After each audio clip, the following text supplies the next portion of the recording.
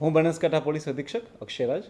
આપ સર્વ મીડિયાના મિત્રો મારફતે જણાવવા માગું છું કે આપણા બનાસકાંઠા જિલ્લામાં પણ સાયબર ક્રાઇમની ઘણી બધા ઘટનાઓ બને છે. આ જે ઘટનાઓ બને છે તેમાં જે મુખ્યત્વે જે ફ્રોડ હોય છે તેમાં કોઈને કોઈ માણસ જે છે એ કોલ કરી અને ઓટીપીના પાસવર્ડ મોકલવા, કોઈ લિંક મોકલવી, આ ઉપરાંત જે છે OLXની વસ્તુ મારફતે કોઈ કરાવવું, KYCનું ફોર્મ ભરાવવું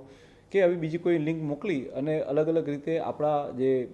માણસો હોય છે કે જે લોકો શિક્ષિત પણ હોય છે ને ઘણા કિસ્સામાં જે લોકો ઓછું ભણતા હોય છે તેમને બી ડરાવી ધમકાવી અને પોતે કોઈ અધિકારી છે તેઓ બી ખોટો રફ જમાવી અને હાલના સમયમાં AI ટેકનોલોજીનો યુઝ કરીને ઘણા બધા સાયબર ક્રાઇમના અપરાધો બનતા હોય છે. આ તમામ સાયબર ક્રાઇમના અપરાધો જે છે જે આપણી બનાસકાંઠા પોલીસે 1930 ઉપર એને નોંધી અને ત્યારબાદ આગળની કાર્યવાહી કરતી હોય છે.